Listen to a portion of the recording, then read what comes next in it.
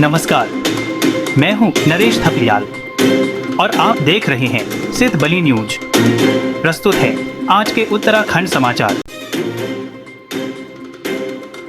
देश में शिक्षा व्यवस्था और विभिन्न प्रतियोगी परीक्षाओं में कथित अनियमितताओं को लेकर दिल्ली के जंतर मंतर पर चल रहे विरोध प्रदर्शन की गूंज अब कोर्ट द्वार तक पहुंच गई है। इसी क्रम में कोर्ट द्वार में कांग्रेस कार्यकर्ताओं ने केंद्र सरकार के खिलाफ प्रदर्शन करते हुए केंद्रीय शिक्षा मंत्री का पुतला दहन किया और शिक्षा व्यवस्था में सुधार की मांग उठाई।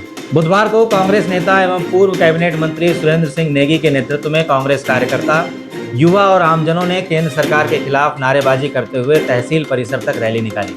प्रदर्शन के दौरान कार्यकर्ताओं ने सरकार का पुतला दहन कर अपना विरोध दर्ज कराया। प्रदर्शनकारियों ने केंद्रीय शिक्षा मंत्री और प्रधानमंत्री से नैतिक जिम्मेदारी लेते हुए इस्तीफा देने की मांग की। प्रदर्शनकारियों का आरोप है कि लगातार सामने आ रहे परीक्षा घोटालों और पेपर लीक की घटनाओं से लाखों युवाओं का भविष्य प्रभावित हो रहा है, लेकिन सरकार शिक्षा व्यवस्था को पारदर्शी और मजबूत बनाने में विफल साबित हुई है।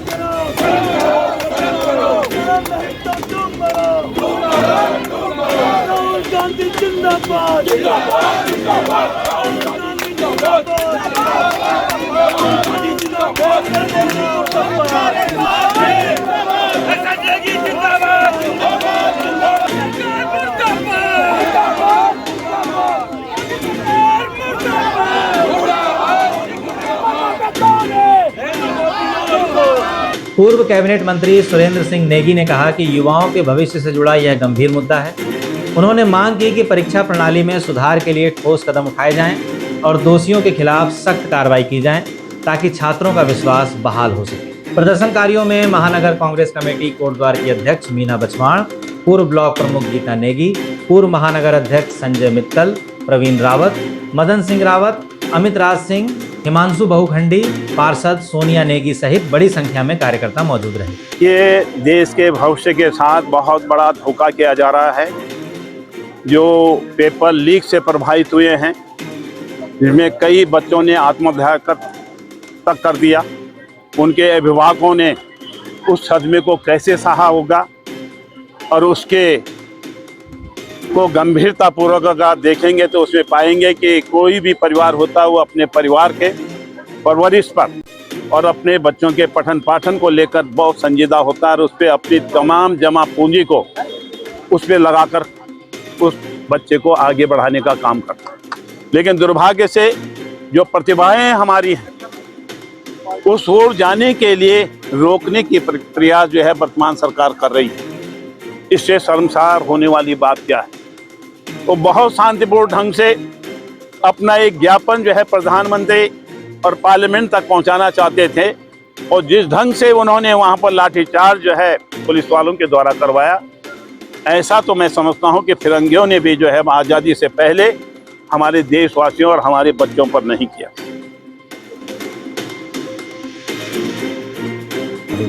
पुलिस ने उत्तराखंड और उत्तर प्रदेश के विभिन्न शहरों से 2 पहिया वाहन चुराने वाले अंतर्राज्यीय गैंग का पर्दाफाश करते हुए 2 शातिर बाइक चोरों को दबोचने में सफलता हासिल की है। चोरों के पास से चोरी की गई 25 मोटरसाइकिलें बरामद की हैं। एसएसपी हरिद्वार नवनीत सिंह ने बताया कि हरिद्वार क्षेत्र से लगातार मोटरसाइकिल चोरी की शिकायतें आ रही थी। चोरों ने रानीपुर क्षेत्र से मई से अब तक 6 बाइक चुराई थी, जिस पर पुलिस टीम को बाइक चोरों को पकड़ने के लिए कड़े निर्देश देते हुए टेक्निकल सपोर्ट एवं फैक्टर लीड देने की जिम्मेदारी सीआईयू हरिद्वार को सौंपी। प्रभारी निरीक्षक मनोहर भंडारी की अगुवाई में गठित टीम ने गोपनीय सूचना पर चेकिंग के दौरान नहर पटरी से जमालपुर को जाने वाले कच्चे रास्ते के पास से 2 संदिग्ध भव्य उर्फ भोला व सुधीर कुमार को दबोचकर उनके कब्जे से औद्योगिक क्षेत्र से चुराई गई स्प्लेंडर बरामद की। पूछताछ में सामने आए तथ्यों एवं पकड़े गए दोनों आरोपियों की निशानदेही पर पुलिस टीम ने बताए गए खंडहर में छापेमारी कर 24 अन्य मोटरसाइकिलें एवं वाहनों के पार्ट्स बरामद किए। बताया कि चोरों को न्यायालय के आदेश पर जेल भेज दिया गया है।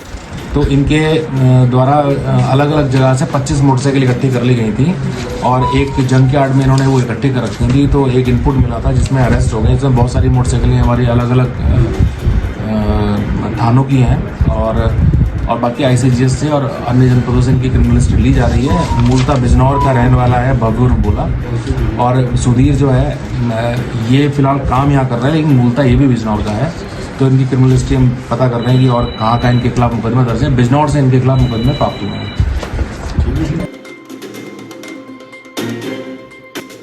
केदारनाथ यात्रा मार्ग पर गौरीकुंड से लगभग 1 किलोमीटर आगे छोड़ी के समीप भारी पत्थर और मलबा आने से यात्रा मार्ग अस्थायी रूप से बाधित हो गया है। घटना की सूचना मिलते ही जिला प्रशासन, आपदा प्रबंधन और राहत एजेंसियां तुरंत सक्रिय हो गईं तथा मार्ग को जल्द से जल्द सुचारू करने के लिए युद्धस्तर पर राहत एवं सफाई अभियान शुरू कर दिया गया।